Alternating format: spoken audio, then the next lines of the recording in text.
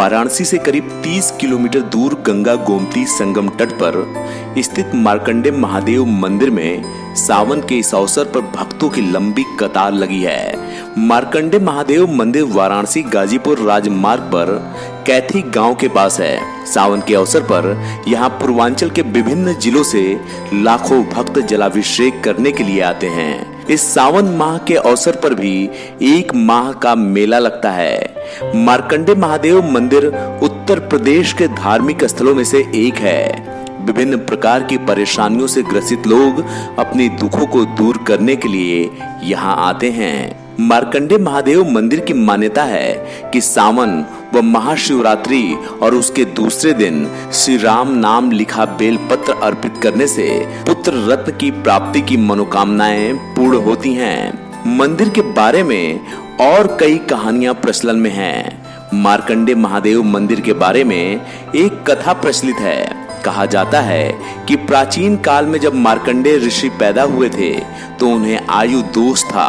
उनके पिता ऋषि मृकंड को ज्योतिषियों ने बताया कि बालक की आयु मात्र 14 वर्ष है। यह सुन माता पिता सदमे में आ गए। ज्ञानी ब्राह्मणों की सलाह पर बालक मार्कंडे के माता पिता ने गंगा गोमती संगम तट पर बालू से शिव विग्रह बनाकर शिव की अर्चना करने लगे। भगवान शंकर की घोर उपासना में लीन हो गए। बालक मार्कंडे के जैसे ही 14 वर्ष पूरे हुए तो यमराज उन्हें लेने आ गए। बालक मार्कंडे भी उस वक्त भगवान शिव की आराधना में लीन थे। उनके प्राण हरने के लिए जैसे ही यमराज आगे बढ़े तभी भगवान शिव प्रकट हो गए। भगवान शिव के साक्षात प्रकट होते ही यमराज को अपने पांव वापस लेने पड़े। उन्होंने कहा कि मेरा भक्त सदैव अमर रहेगा, मुझसे पहले उसकी पूजा की जाएगी। तभी से उस जगह पर मार्कंडे जी व महादेव जी की पूजा की जाने लगी और तभी से यह स्थल मार्कंडे महादेव मंदिर के नाम से प्रसिद्ध हो गया। ब्रह्मा के पुत्र भृगु, भृगु के पुत्र मृगंड, मृगंड के पुत्र मार्कंड। मृगंड ऋषि को कोई संतान नहीं था। इन्होंने बहुत तप करके भगवान मार्कंड को प्राप्त किया। मार्कंडे ऋषि 12 वर्ष के लिए पैदा हुए, जो है सर्वज्ञ में पैदा हुए, सब कुछ जानने वाले पैदा हुए। मार्कंडे जी का 8 वर्ष बीतने के बाद 4 वर्ष शेष था। कि माँ को बहुत पीड़ा होने लगी। इन्होंने कहा कि माँ केवल उन्हें बताते नहीं थे। हट करने के बाद इन्होंने बताया कि बहुत तपस्या करने के बाद तुम्हें पाई हूँ, तुम्हारी आयु सिर्फ 12 वर्ष के लिए है। इसलिए जो है मार्कंडे जी ने आसन कमंडल लेकर के विंध्यवन विंध्याचल में आए। बाबा की नगरी वाराणसी आनंदवन में आए। बाबा आनंदवन में आकर के उन्होंने देखा ये आनंदवन है, इसलिए तपोवन आ गए। तपोवन में आकर के उन्होंने तप किया।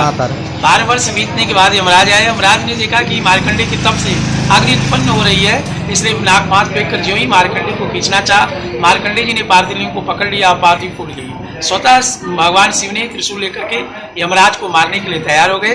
क्या मेरे वर्ष से 12 वर्ष है, चतुर्युगे सहस्त्राणी 4000 युग बीतेगा। ब्रह्मा का 12 दिन होगा, विष्णु का 1 दिन होगा, मेरा शेष पल बीतेगा। इसलिए वर्ष जो 12 वर्ष भी नहीं बीता। यह मार्कंडे जी की स्थिति। इसलिए जिस स्थान पे जो पुत्र के लिए आता है उसके पुत्र की प्राप्ति, आयु के लिए आता है आयु की प्राप्ति, जो कुछ भी मांगता है उसे भक्ति की प्राप्ति, जो कुछ मांगता है उसे मिलता है, समस्त कार्य सिद्ध हो जाता है। यह स्थान इसलिए दुर्लभ है। श्री मार्कंडे यस राजेंद्र महासाद दुर्लभम गोमती गंगा संगमे लोक विस्तृते अग्निष्टो मवाप्नोति कुलंच समुद्रे। यह महाभारत से बहुत पहले का जंगल है। इसलिए क्या मार्कंडे जी का स्थान दुर्लभ है। क्यों दुर्लभ है? गोमती गंगा शैव संगमे लोक विस्तृते, गंगा और गोमती के संगम पर स्थित है। अग्निष्टो मवाप्नोति कुलंच समुद्रे, एक अग्निष्टों में यज्ञ करने का फल मिलता है मात्र दर्शन करने से। इसलिए स्थान दुर्लभ है। जल क्यों चढ़ाया जाता है ये जानिए।